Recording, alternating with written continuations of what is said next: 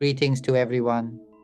Today, let us nourish the mind, this empty, clear, and pure life element within us, with wisdom. Let this truth be pressed deeply into the very core of our consciousness. It's like learning to sing a song. If we want to be able to sing it, we must listen to it repeatedly. As we listen, we sing along. We keep doing this over and over, until one day it begins to sing itself automatically, until the song plays in our minds all the time. No matter what we're doing, it feels like we're singing it constantly. We won't even know when it began, but it's already singing itself always. We are the mind, the life element that has no form, empty, radiant, and utterly pure. This understanding is something we've never heard before. We have believed we are human. We've believed this body is who we are. But that's not the end of it. When this body decays and dies, do you know what we will still be clinging to? We'll still believe that the voice speaking is us. This is the second level, the subtle body. We'll still believe that the images in our mind are us, that the emotions, whether joy, sorrow, neutrality, satisfaction, dissatisfaction, even peace, are our emotions. We believe that they are ours. Even the act of perceiving, of knowing right now, we still believe that we are the one perceiving. Let me divide this into 3 levels. The first level is the coarse, the human body. When the coarse body falls apart, what remains is the second level, the subtle body.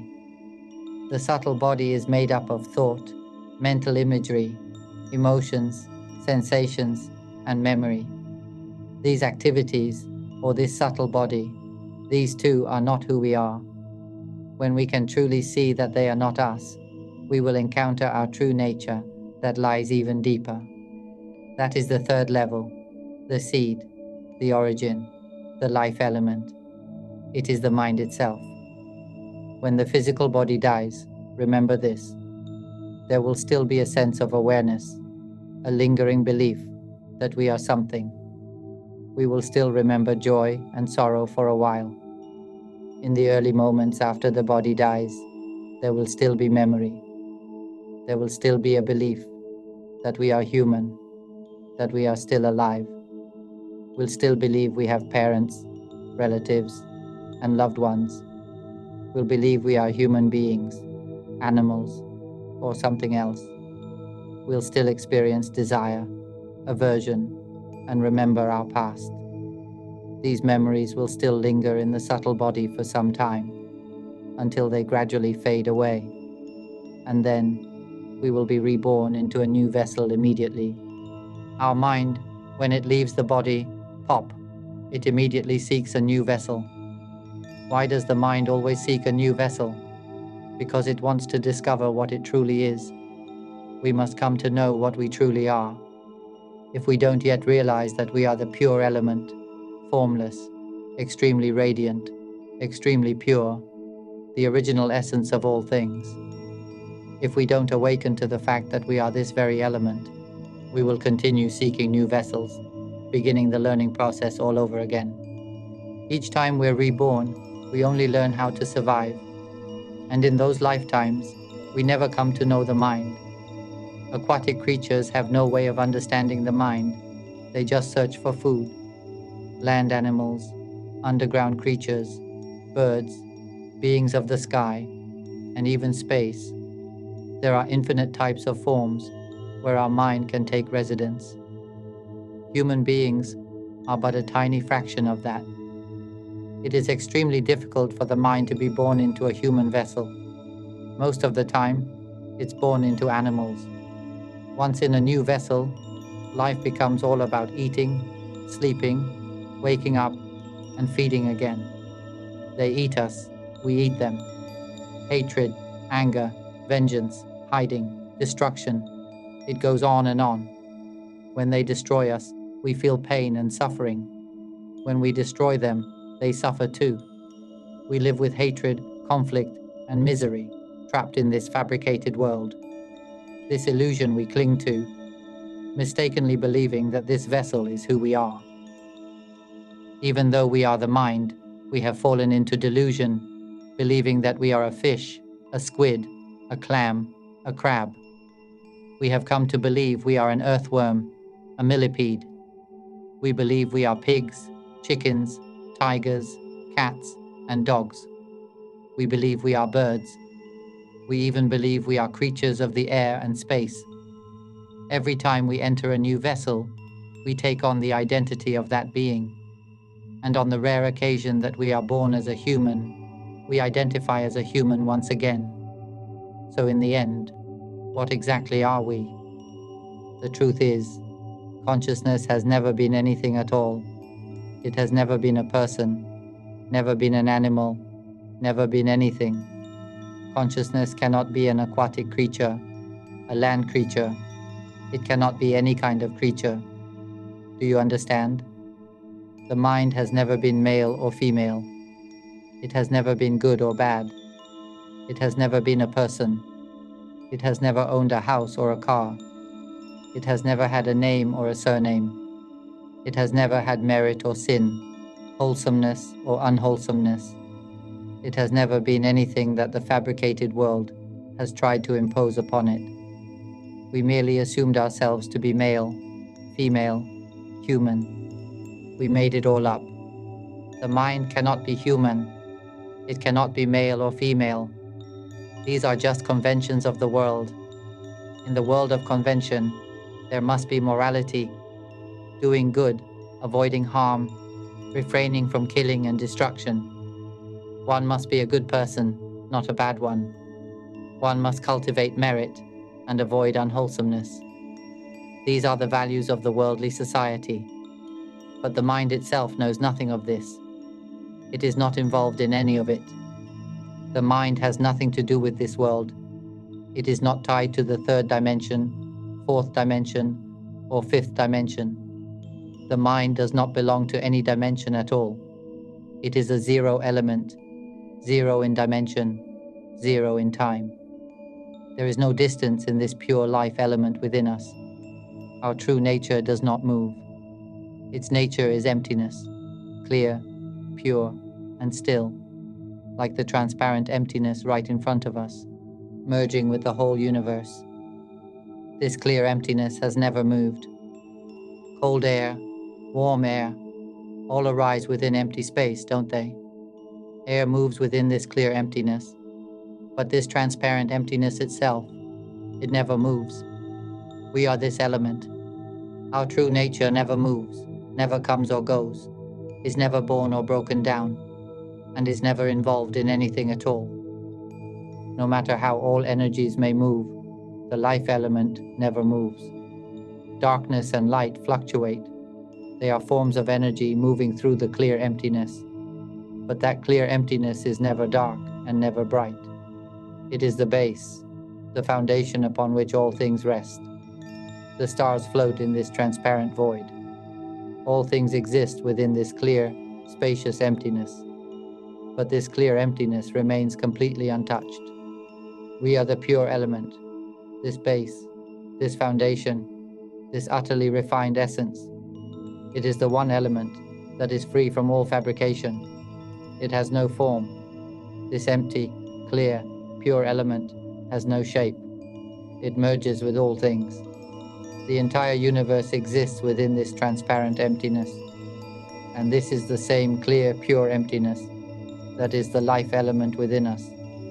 This is the natural truth we have always had within us, but we've never truly known it.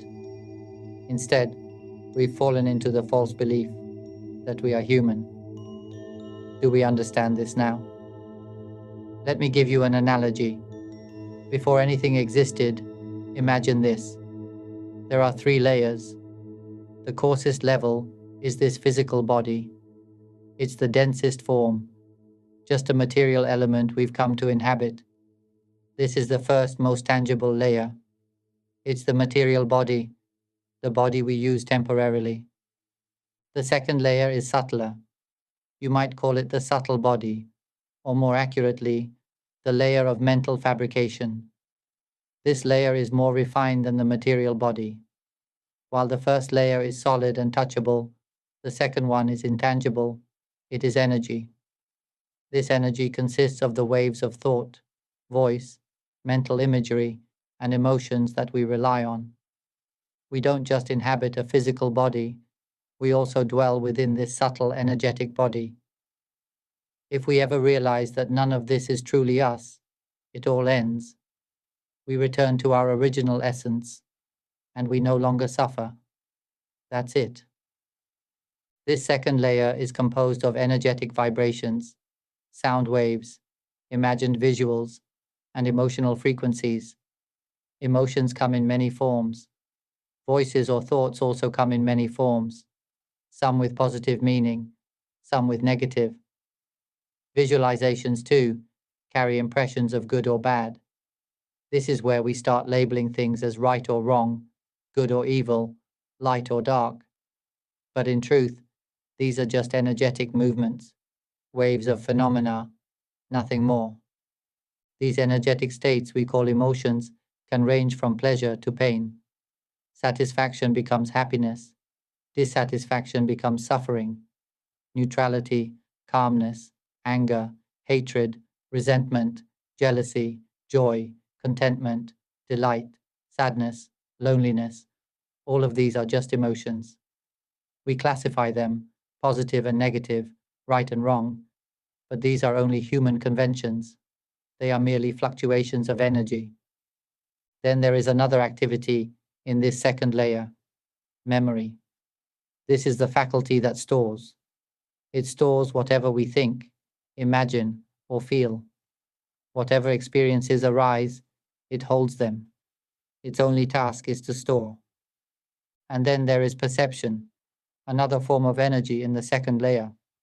It is what allows us to hear sounds, like you're doing now, to smell, to taste, to feel touch, to see. It perceives everything automatically. It functions continuously. This second layer is our toolbox. The first layer, the physical body, is a coarse tool we inhabit, but we also inhabit this second, subtler layer, which is intangible. This is what dwelling truly means. The layer of the body is the layer of physical elements. You might call it Rupa Dhatu, the form element. The second layer is the layer of Nama Dhatu, the mental element, the fabricated phenomena. This second layer is what we dwell in constantly. Now let's look at the third and most refined layer of all, the mind itself, the life element that is formless, spacious, clear, and pure. This is the layer where nothing remains. No sound, no image, no emotion, no perception, no memory, no form or appearance of any kind. This third layer is the subtlest. It is the origin, the pure seed from which both the mental and physical elements arise. It is the base of all. It is the mind, the life element at its purest and most refined. This is our true nature. All we need is to understand that right now we are relying on this voice, relying on mental fabrications. We are dwelling within these fabricated states, this voice and stream of thoughts. This voice has no form. Why do we rely on it? Because our true nature is beyond sound. Let me explain further. When this body decays and dies, our life element will seek a new body. And once it finds one, it immediately struggles to survive, because it still believes it is that body. Do you see? The mind, the life element, has nothing to do with the body. They are entirely different things. The body is just a vessel, like a set of clothes we wear to protect ourselves. It's like armor, something that shields us. Imagine this. We are the egg yolk. Around us is the egg white, and then a hard shell forms to cover us again. These are the three layers. We are not the shell. We are not egg white.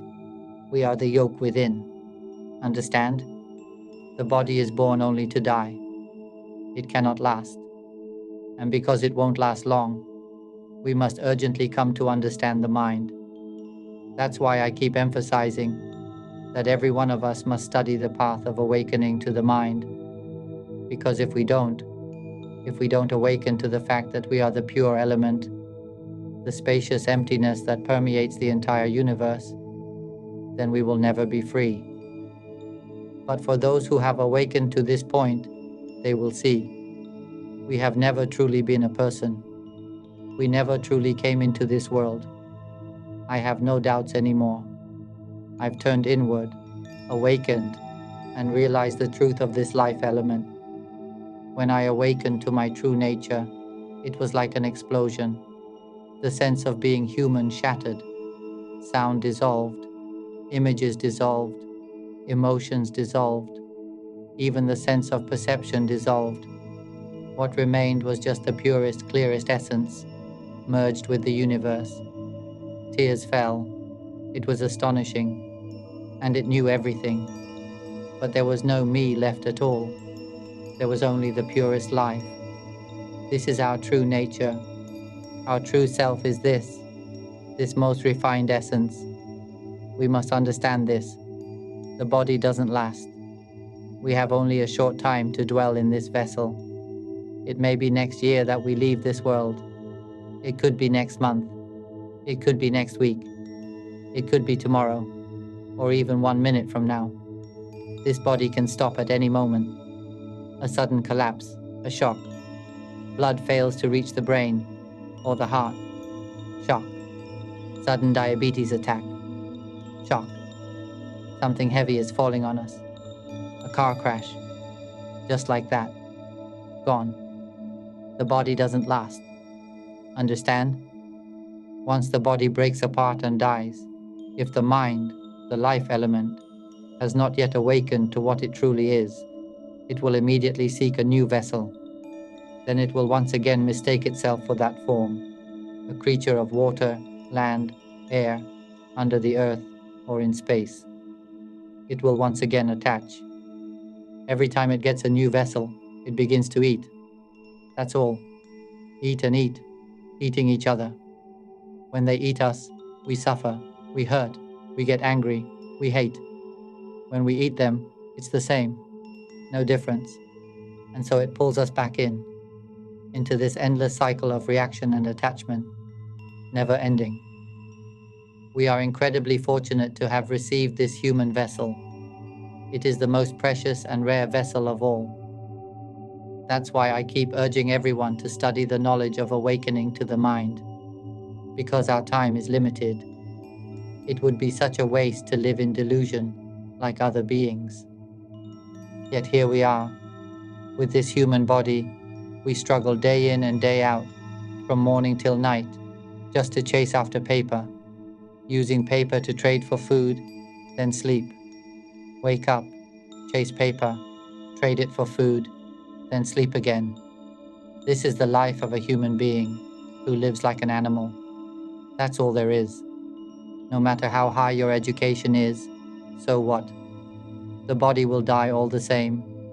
Instead, we should use our memory, use these mental tools to learn and realize that we are the mind, the life element, so that we can awaken to the truth that we have never truly been born into this world. There has never been anything that is truly us. The voice or the thoughts constantly running and speaking inside, those are not us. We are merely dwelling in them temporarily. This body, we just borrow it. Mental images, emotions, perception, we just borrow these as well, so we can eventually let go of them all. And in doing so, we will be freed from all suffering, completely and permanently. This will be the final time we inhabit a physical vessel, because we've already awakened to the truth that we are the pure element. Listen to my talks often. When we awaken within, we will see that everything has arisen from our own thoughts. We dwell in this voice. We borrow it. Understand this? We borrow this body, but in truth, we never actually had a body. The body has never truly existed as a self. Can you understand this, fellow humans? The body appears because we imagine it into being. the voice that speaks in our minds or out loud. We borrow that voice. It's that voice that says, "This is my body." Do you see? The voice says it, but the body itself says nothing. Can you see that? Look at a tree. It has form. It appears to perception, doesn't it? But does it ever speak or declare what it is? Now, look at everything in the world. Observe it. Does it say anything? It's the voice that speaks. I too use this voice to speak with you. It is just a tool, an instrument for communication. Try observing everything without speaking. It will all become silent emptiness. Do you see? It is emptiness untouched by language, untouched by thoughts and the meanings we assign. Who among you can see this? If you can't yet see this, it means much darkness still clouds the mind. That object, it doesn't say it's a fan. That one doesn't say it's a window, or a house, or a wall, or cement, or brick, or stone, or steel. These things don't declare what they are. It is only this voice, the thinking voice, the speaking voice, that gives names to everything. Look at your arms and legs. Do they say they are arms and legs? Who is the one declaring left leg, right leg? Who? Isn't it this voice that speaks aloud, this voice that speaks silently in the mind? Have you ever truly seen your own thoughts? They think, they speak, constantly, inside. That inner voice that speaks. Who is it? Why do we rely on it? Who can see this? Let's revisit the 3 layers in a clear, flowing way. The first layer is the physical body, the coarsest, most tangible layer. It is the material element, what we call rupa dhatu. The second layer is more refined. It is the energetic layer of mental fabrication, nama dhatu. This includes sound, thought, mental imagery, emotion, perception, and memory. It is this layer that assigns meaning to the first. This second layer is what says, "This is the body." It gives names, forms, and ownership to the physical world. Everything around us, this voice says, "This is the world. This is our country. This is our land." But look closely. Do things in the world ever say what they are? Does a tree say what country it belongs to? Does a fan announce its nation? Does the soil say, "I am from this province"? Does water say, "I belong to this region"? Does a house declare itself a citizen of somewhere? It is the voice, the thought or sound, that assigns these meanings. It is the voice that says, "From this point to that point is a country. This zone is a province. This is a district." All of these are conventions we've made up. We say it's Monday, but Monday is a human invention too. We say we are human, but that too is a convention we've come to believe. We assume and assume until assumption becomes belief. It's like we created a cartoon, something entirely fabricated, beautifully detailed, a full 2-hour animation. As we watch, we start believing the story. We believe the villain is truly wicked, that the hero and heroine truly exist. We fall into the story, forgetting it's all imagined. This is exactly what we do with our lives. Now, come deeper. The third and subtlest layer is the mind, the life element that has no form. It temporarily dwells in the second layer, the layer of fabrication. The mind uses this layer as a tool to interpret, to assign meaning, to label, and eventually to claim the first layer, the material body, as mine. So the voice says, "This is our home." The voice says, "This is Monday." But if you look anywhere, in the sky, in the soil, where exactly is Monday? Nowhere. It's just something the voice says. This same voice tells us, "That's your father, your mother, your child, your relatives." It says, "This is your body, your arms, your legs, your thumbs, your fingers, your palms, your backhands, your form. But all of this is spoken by the voice, the thought, the speech. The objects themselves say nothing. A tree doesn't say, "I'm a tree." A wall doesn't say, "I'm a wall." A fan doesn't say, "I'm a fan." It is only the voice that says it. Can you see this layer of fabrication, the second layer? Can you see how the voice defines everything, gives names, assigns meaning, and creates identity? If you can see this clearly, the illusion begins to dissolve. If not, then it means the mind is still lost in darkness. It is the second layer, the layer of mental fabrication, that assigns meaning to the physical body, to this outer shell we call ours. This first layer is the layer of material elements, of the physical form, Rupa Dhatu. It is the coarse shell, and this shell only exists because the second layer defines it, gives it meaning, gives it identity, thought, mental imagery, emotion, perception, memory. These are the components of the second layer. This entire system of fabrication is created by the mind itself. It is we who built these layers, and it is we who now dwell within what we ourselves have constructed. Why do we depend on these fabrications? Because they are the very tools that allow us to learn what we truly are. Without them, we could never discover that we are the mind, the life element, the pure essence. Without these tools, we wouldn't be able to recognize that we are the original, formless source. This is the part that human beings must come to understand. Here is another analogy. We are like the seed of a fruit. Imagine we are the seed of an apple. The seed is the origin.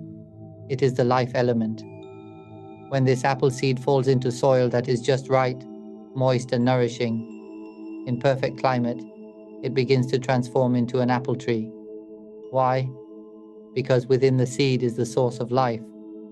The seed is the essence, the beginning. This is what our mind is like. We must come to understand our own mind in this way. Our consciousness is like that seed, the origin of everything. If we never awaken to the truth of the mind, then our life will pass in vain. It's a life lived without knowing its own source, utterly meaningless. We were born and will die without ever realizing who we are. But the moment we do awaken, truly and clearly, we will never suffer again. Nothing in this world can touch us anymore. That moment marks our final dependence on this physical body. We will no longer return to suffering ever again. In the pure nature of the mind, the life element, there is no suffering. There is no fabrication. There is only stillness, clarity, eternal peace. It is so clear, so pure, so luminous. Have you ever felt that luminous clarity within? That deep sense of awakening, of lightness in the heart? It is radiant and alive, yet it has no shape.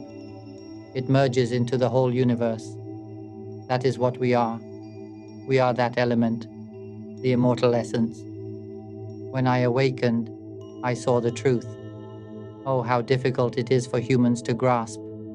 We've come to believe we are human, when in truth we never were. It's like falling asleep and dreaming we're human, until the moment we wake up and realize none of it was real. It was just a dream. We never truly had a body. We never had a family. We were never born. But in the dream world, everything felt real. Every detail had story and depth. Who would believe that a great tree that gives shade to the earth, produces oxygen, and feeds countless beings, could begin as a tiny seed? Who would imagine that this tiny seed carries within it the knowledge of the whole tree, that it holds the potential to become food, to offer life, to become a home for all living things? Who would guess that within one small, unassuming seed lies everything? That seed is us. Can we ever come to know this truth if no one points it out to us? If there had never been someone who had awakened, someone who mastered the knowledge of the mind and came to explain it, none of us would ever know. Many of us have lived long lives. Forgive me, but let me ask, after all these years, some of us 60, 70, even 80 years old, have we awakened to the mind yet? Have we become truly free from suffering, completely and permanently? Do we know, without a doubt in our hearts, that this will be the final time we inhabit a body? That once this body decays and dies, our mind will not go seeking another form to dwell in? Will it be finished for good? Because if we haven't awakened to the truth of the mind, then when this body dies, the mind, which never dies, will immediately go on to find a new vessel. It doesn't end. The mind is the immortal element. When it leaves this body, it searches again. And when that new body dies, it repeats the cycle again. We've been through every kind of body imaginable. We've had countless children, partners, parents, friends, and lives. We've been every kind of creature. We've eaten every kind of food, and even eaten one another. We've cried tears until they became rivers of blood. We've suffered deeply, millions of times. We've tasted the heights of joy, millions of times. We've held power and fame and wealth, millions of times. And in the end, none of it meant anything. In every lifetime, we return only to chase the same things. We don't seek anything new. Each time we are reborn, we merely change form. Another animal, another life form, another struggle. And it has always been for one reason. We want to know what we truly are. When will we finally awaken and realize that we are the mind, the life element that is empty, radiant, and purely untouched? When will we know this truth deeply? When will this knowledge become real to us? Listen to me again and again. It doesn't matter if you are young or old, disabled or healthy, male or female, of any faith, any nation, any language. These divisions we hold, none of them are real. In truth, we are the same. We are all made of the same radiant, pure life element. We are fellow travelers, born, aging, suffering, and dying together. And I am not here to ask anything from you. I am simply here to show the way home. It's time, dear ones. Time to return home. What are we still clinging to? We've never truly been human. We've never truly been animals. We've never truly been anything. We are the life element, clear, pure, and vast, blending into the entire universe. That is what we are. And now it's time to go home. I'm just here to take you home. That's all. I want nothing in return. We were born only to seek the same old things, to cling to the same old illusions, and to suffer from the same old pain, even though none of it has ever been truly real.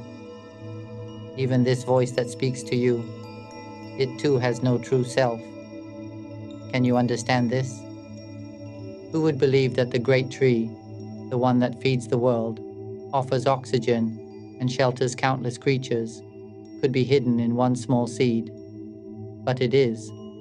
The apple seed is the tree. The mind is like that. It holds everything. It creates the entire universe.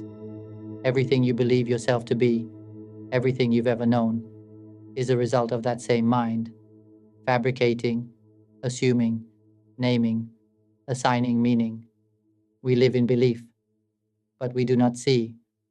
We rely on fabrications, and those fabrications then take ownership of the body, of the material world, of all that appears. But they are still just fabrications. Let this truth reach your heart. Then you will no longer suffer. You will no longer be lost. You will return home. Let's go over it once again, clearly and gently. Our true self is the pure element. We are the subtlest layer, the deepest layer, the mind. We've come to dwell in the second layer, the layer of fabrication. We rely on this voice, on mental imagery, on emotion, on perception, on memory. These are tools of fabrication that we temporarily inhabit in order to communicate, to experience. But when will we stop relying on them? We've believed that what we rely on is truly who we are. But this voice, it is not our voice. It's just a tool we use. The mental images are not ours. We merely borrow them. The emotions, they don't belong to anyone. There's no such thing as my emotions. We simply inhabit them. Even perception and memory, these are just instruments we temporarily rely on. You hear a sound. Can you see? It hears by itself. It isn't you who hears. The hearing happens on its own. The smelling happens on its own. The tasting, the knowing, all of it happens naturally. So where exactly is the you? You are not any of these processes. You are not these waves of mental energy. You are simply dwelling in them. This voice says, "This is my body. These are my arms and legs. I am a man. I am a woman. My name is this. My family is that. This is my house." It's all spoken by the voice. But do the things themselves say anything?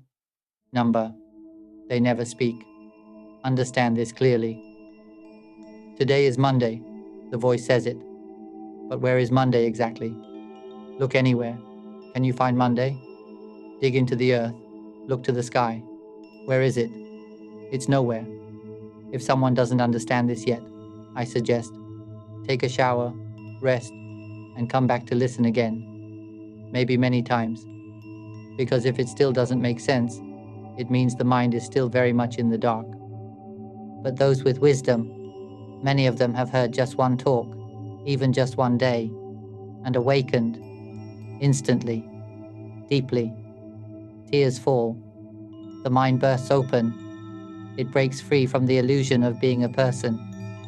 In that moment when one realizes, wait, is this voice speaking by itself? Is this knowing happening on its own? Is this hearing just happening? It explodes. It breaks free. Everything they believed about being human collapses. It's like the whole universe shattering, like a robot whose memory bank is wiped out. Suddenly it no longer knows what it is. It no longer clings to being anything at all. This is exactly what it's like when we awaken and realize we are the pure element. When I saw clearly that thought, emotion, perception, none of it was me, it all fell apart. The whole system collapsed. What remained was clarity, vastness, stillness, blending with the entire universe. I realized I am that clear, spacious element that holds everything. Or rather, it's not that I merge into the universe, but that the universe is within me. Everything is inside this formless, pure, spacious mind. I am that. I am the womb of emptiness itself. We are not just in the universe. The universe is in us. And we are beyond form. We are the luminous space in which all things arise, dwell, and pass away. Let me continue with another analogy. Imagine we are like a single drop of water that has splashed out from the vast ocean. This drop comes to dwell within the body. But one day, when it awakens to the truth, it is like that drop returning to the ocean. The moment it touches the ocean, it merges completely, no longer separate, no longer identifiable. You can no longer point to where that drop is. You only know it is everything now. And in that ocean, what's there? Everything. All species of fish, every kind of aquatic creature, every form of plant life. They all exist within the ocean. But we are not those things. Those things dwell within us. We are the water of the ocean. Do you see this clearly? Let me give you another analogy. Imagine we are the vast, clear, pure emptiness, the great womb of the universe. All the stars, galaxies, solar systems, waves of light and darkness, electromagnetic fields, gravitational forces. Everything dwells within us, but we are not part of any of it. We are of a different order, a different dimension. We are the zero element, the zero dimension. All material elements are built upon dimensions, one-dimensional lines, two-dimensional planes, three-dimensional shapes. Add in time and distance, energy fields, waves. These are all dimensions. But all of these exist within the clear, empty field, within the dimensionless. They exist within the zero, and that is what we are. Now what I've just shared with you, it has already been heard, and the understanding is already happening. It is understanding on its own. Can you see this? Where is the you in this moment? The understanding is happening by itself. The knowing is occurring by itself. Or even the confusion, it arises on its own. So where then is the self? Who sees this clearly? If you still don't understand, still feel lost or confused, listen again. Listen many times. The more you listen, the clearer it becomes. It's like wanting to learn a song. You listen often enough, and soon your mind begins to sing it on its own. Eventually, you'll be able to sing without effort. It will sing itself. This is exactly the same. Listen to my talks often. Learn this truth of the mind, the path of awakening. Listen every day and observe your own mind. It will begin to see. It will begin to reflect. It will begin to hear my voice echoing within. Even when you walk to the bathroom, my voice will echo in your consciousness. You'll start noticing, wait, this thought is happening on its own. This feeling, it's arising on its own. Joy, sorrow, it all arises on its own. Hey, this isn't me. It has nothing to do with me. There is no me in any of this. You'll start to hear your inner voice say, it knows by itself. It speaks by itself. It is speaking now. You'll see it, feel it, and realize there is no one here. It all happens by itself. And little by little, it will continue to unfold. Aha, aha, until there is a constant presence of clarity within.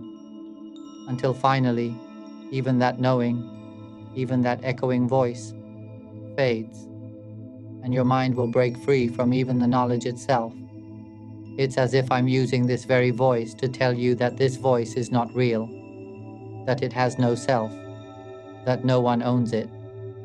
Can anyone see clearly that this voice is not really a voice? Can anyone see that there's no one actually speaking? Can anyone see that there's no one truly listening? Can anyone see, truly see, that nothing is really happening at all? Whoever sees this, rejoice. Tears may fall. The self collapses. You break free. It's like waking up from a dream, realizing the entire world you lived in wasn't real, not even a little. Nothing ever truly existed. Let me return to the story of the apple seed. The apple seed is just like our mind, our true self. It is the origin element, but it cannot know what it is. It cannot see that it is a tree in potential. It doesn't know that it has the power to bear thousands of apples. It doesn't know it will one day feed the world. It doesn't know it will shelter life. It doesn't know it carries the whole forest inside. The seed only begins to realize its nature when it is planted in the right soil, when placed in just the right moist, rich, nourishing ground. Something begins. The seed doesn't know why. It just begins to sprout. It senses moisture and opens. Roots emerge. Tiny hairs stretch into the earth, drawing in all they can. Then a tiny shoot pushes upward, and slowly, leaves appear. The seed doesn't know why it's doing any of it. It just responds. Those first two leaves begin to receive air, light, ultraviolet rays. They photosynthesize. They feed the stem, the leaves, the self, and it continues, growing, reaching upward, becoming a full expression of life. It's the same with us. We are the mind, but we don't know we are, because we are pure, clear, formless. We are empty, radiant, and there is no fabrication in this purity. We only begin to know that we are something when we borrow form, when we rely on body and mind and fabrication. It is through these that we begin to glimpse our nature. Do you see this? We had to rely on these tools, body, thought, emotion, to discover what we truly are. But the problem is, once we borrow them, we become attached. We think they are us. That's all. That's the only mistake. It's simple. But if we can simply see that what we rely on is not us, it all ends. The mind breaks free. And in that freedom arises the wisdom, the awakening, that we are the pure element. We are not the thoughts, not the voice, not the emotions, not the perceptions. And the moment this is seen clearly, the mind snaps free. We break away from these tools. We came out. Then we realize we never truly came into this world. We were never born. We were never human beings. We are not this voice that speaks now. It isn't ours. Who can see that? Who can see that this voice is not us, not ours? If you can see that, rejoice. Who sees that this voice is the one that creates everything? That this voice is the architect of the illusion?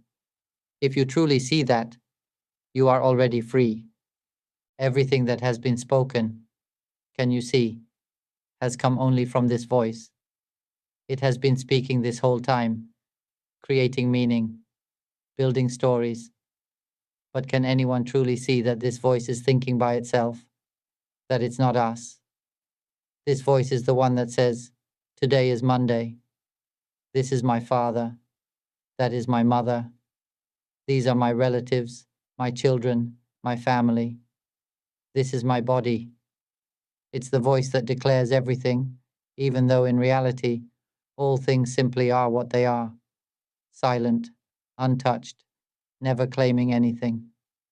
Whoever sees this clearly will feel it deep in their heart. Tears will fall. It's as if something bursts open from within. Can you see that the mental images work on their own? That they're not you?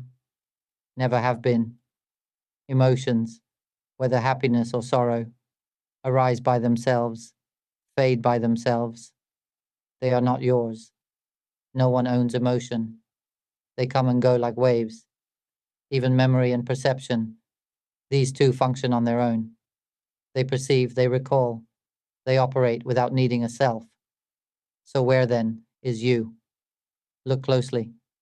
You are not the thoughts. You are not the feelings. You are not even the one who knows. They know by themselves. So where is the self in all this? If you can see this deeply, be glad.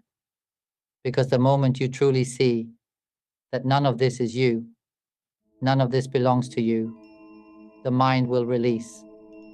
It will break away from identification, and what will be left is a pure, radiant clarity, spacious, silent, and utterly free. You will realize that you are that clear essence that merges with the entire universe.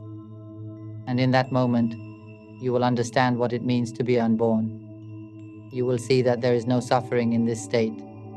It is peaceful, pure, untouched. You will cry, not from sadness, but from joy, from the wonder of discovering what you were never told before, that you are the pure element, the clear, formless life. No one ever taught you this. No one ever said you are the mind, the spacious, radiant life element that has no shape, no weight, no boundary. That's why I've come to declare this truth. We are the mind. We are the formless life, clear, empty, pure. Let go completely of all fabricated things. Everything you think you are, every role, identity, voice, feeling, name. None of it is you. As I speak these words now, there is no sense of I speaking, no sense that this is a voice. There is only something formless, beyond knowing, that's functioning on its own to communicate this to you. It isn't even speech. It is a direct transmission from mind to mind, from life to life. But human beings cannot yet grasp this, and that's the only problem. So I must put it into language, speak it in words, over and over. Listen to my talks often. The more you listen, the more clearly you will see. And then, all doubt will dissolve. You'll never suffer again. Remember this. Don't suffer over anything. Nothing has ever truly existed in the way you thought it did. Nothing belongs to you. Not this body, not this voice, not this world. The soil belongs to the earth. The house, the car, the wealth, they belong to the world. The voice is just a tool used in this temporary realm. Thought, imagery, emotion, memory, perception, these are tools, temporary instruments, part of the dream. But you have nothing to do with this world. You were never part of it. You are the clear, radiant, formless truth beyond it all. We are the life element, empty, clear, and pure. We are the origin, the very source. Before the universe existed, there was already this spacious, radiant emptiness. From within that stillness, energy surged outward from a single point, what we call the Big Bang. Those waves of energy gave rise to particles, to dust, to stars, to the very shapes and forms of galaxies. That energy came first, before form. Just as, before we had bodies, there was already perception, emotion, mental imagery, and sound. These are waves of energy, the tools of fabrication. These tools were created by the mind itself. The mind built them to assign meaning, to shape and name the material world. That's how form appeared. That's how arms, legs, and the body came to be. That's how the world came to exist, because this voice gave it meaning. Without the act of assigning meaning, the mind cannot know itself. It can't recognize what it is. That's why it must rely on these fabricated tools to learn, to experience, to remember, to awaken. But once the mind has learned all it needs to learn, those tools become meaningless. Like fishing, if we want to catch a fish, we have to first create tools, a net, a rod, a spear. But once the fish is caught, the tools are no longer needed. We discard them. Just like if we want to reach a distant mystical island, we must build a boat first. And after we reach the shore, we no longer need the boat. We kick it away. We didn't want the boat, we wanted the island. That's the point. Likewise, the mind created these fabrications, this voice, these images, these emotions, this perception, not to become them, but to use them, to learn through them. Just like I'm using these same tools now to speak, to point out to you that you are the mind, the clear, formless, radiant life. So do not cling to this voice. Don't cling to the thoughts that keep arising. Let them arise. Let them pass. Let the thoughts think themselves. Let the mental imagery form and dissolve. Let emotions come and go. Joy, sorrow, neutrality, satisfaction, dissatisfaction. Let them be. Don't hold them. They are merely appearances, temporary phenomena that arise and dissolve on their own. Do not cling to memory. Do not cling to perception. These two function by themselves. Nothing in them is truly you or yours. See this clearly. Not a single thing is you. Not a single thing is yours. Do you understand now? Let's return to the story of the apple. The apple seed breaks open and sends its roots down into the soil. Those roots reach, cling, and absorb nutrients, just like us, coming into this body, eating and consuming to sustain it. The body is like those roots. It digs into the world, taking in everything it can to nourish itself. And from that, the trunk and leaves begin to grow, like thoughts, emotions, sensations, and memories. The apple tree begins to learn how to grow. I must absorb nutrients, it says. I must reach toward the sun. I must become strong, beautiful. So it continues to grow, to reach, to expand.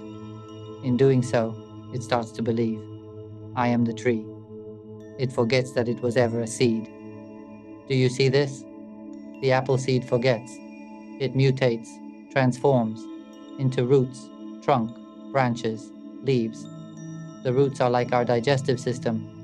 We were born and immediately began to eat. We built mouths, stomachs, organs, all just to consume and survive. Just like the tree builds roots. We are the mind, but we've come to believe we are human. Just like the apple seed becomes the tree and believes, I am this tree, we believe, I am this body. And the longer the tree grows, the more it forgets. I'm a tree, it says. I have roots, I have leaves, I'm tall and strong. Look at me. Until one day someone says, but you're not the tree, you're the seed. And it protests, no, I'm not a seed, I'm a beautiful apple tree. Can you see the parallel? We grow up believing we are this form, this name, this identity, this gender, this culture, this role. We think we were born just to grow, to eat, to look good, to survive. But deep down, something begins to ask, why am I here? Just for this? Especially as we age, when the body starts to fade, we begin to wonder, what am I really? The apple tree ages. It begins to weaken. Its roots are no longer strong. Nutrients are harder to find. It begins to question, and then something shifts. It starts to produce flowers and fruit. Why? Because it's near the end. And deep down, it begins to awaken. I must find out who I really am. Just like us. After decades of living with suffering, pain, sickness, despite all our wealth and effort, we realize nothing truly works. We begin to face death. And in that moment, if we are honest, the mind begins to turn inward. We begin to seek the source. We begin to remember the seed. The tree realizes, I am not these roots. I am not these branches. I am not this aging trunk. I came from a seed. I am the seed. And that seed, once hidden, reveals itself again through fruit. It lets go of everything it once held onto. It sheds leaves. It stops trying to grow. It begins to surrender. Likewise, we are not this body. We are not this name, not these roles. The mind cannot be male or female. It cannot belong to a family, to a nation, to a story. It has no shape, no identity. We've only believed otherwise because we forgot, just like the seed forgot it was a seed. And the only way for the tree to remember is to reach its end, to bear fruit and return. Just as the only way for us to truly remember who we are is to awaken before it's too late, before this body ends. We must remember, we are the seed, we are the mind, we are the pure, formless, original life.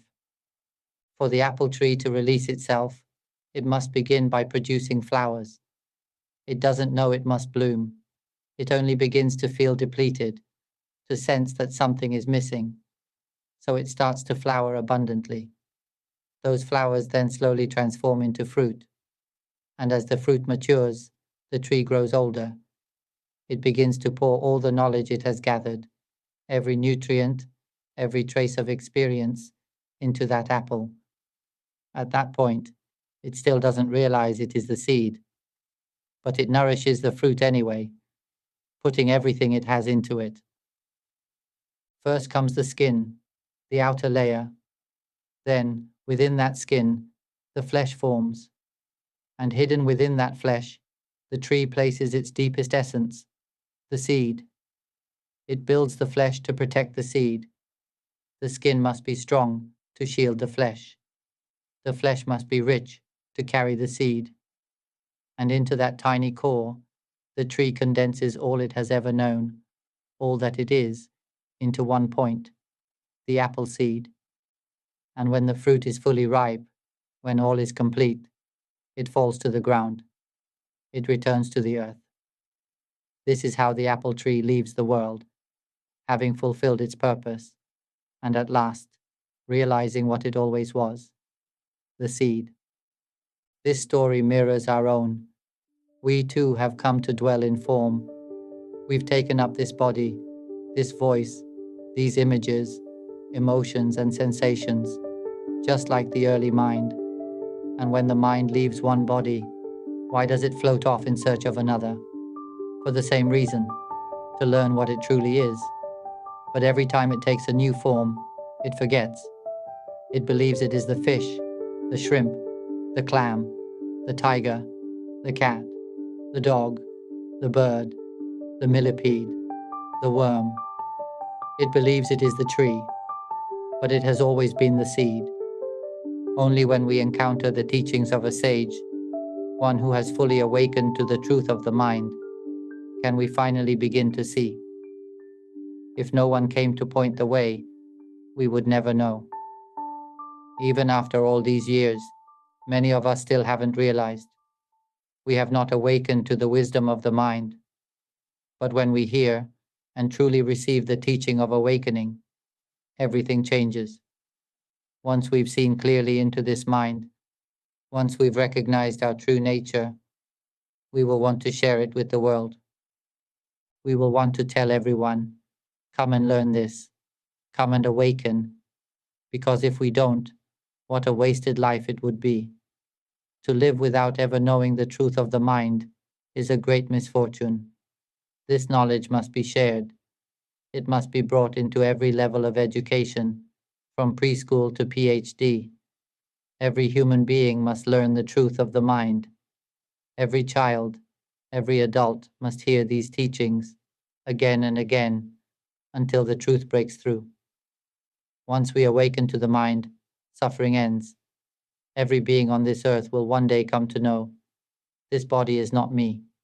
This voice, these thoughts, these emotions, these sensations, they are not me. Nothing has ever truly been us. And in that moment of knowing, we will be free. Pleasant feelings and painful feelings, they are not truly ours. Events come and go. We go to work and it feels chaotic, but then it's over. We live our lives with family. Those moments too pass. We eat and it's done. We sleep and it's done. Happiness arises, then fades. Sorrow arises, then fades. Work comes and goes. We receive a piece of paper, gone.